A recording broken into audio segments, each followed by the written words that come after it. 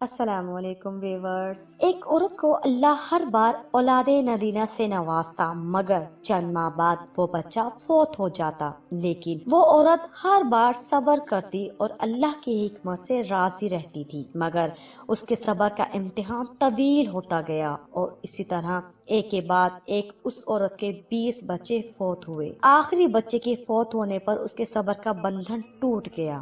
وہ آدھی رات کو زندہ لاش کی طرح اٹھی اور اپنے خالق حقیقی کے سامنے سر سجدے میں رکھ کر خوب روئی اور اپنا غم بیان کرتے ہوئے کہا، اے کون و مکان کے مالک، تیری اس گناہ گار بندی سے کیا تقصیر ہوئی کہ اس سال میں 9 مہینے خونے جگر دے کر اس بچے کی تکلیف اٹھاتی ہوں، اور جب امید کا درخت پھل لاتا ہے تو صرف چند ماہ اس کی بہار دیکھنا نصیب ہوتا ہے۔ آئے دن میرا دل غم کے ہول کا شکار رہتا ہے کہ میرا بچہ پروان چڑھے گا بھی کہ نہیں۔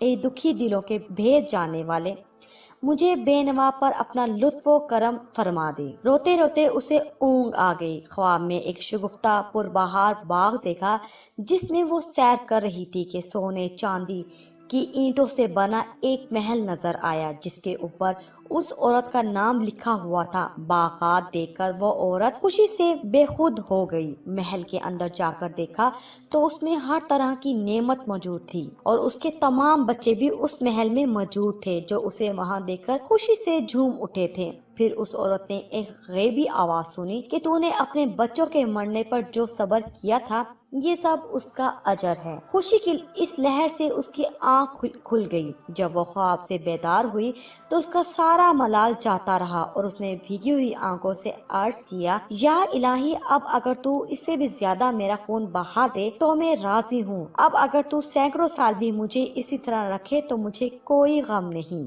یہ انعامات تو میرے صبر سے کہیں زیادہ ہے۔ انسان کو ہر حال میں صبر کا دامن تھامے رکھنا چاہیے، کیونکہ یہی چیز انسان کو اللہ کے قریب کرتی ہے۔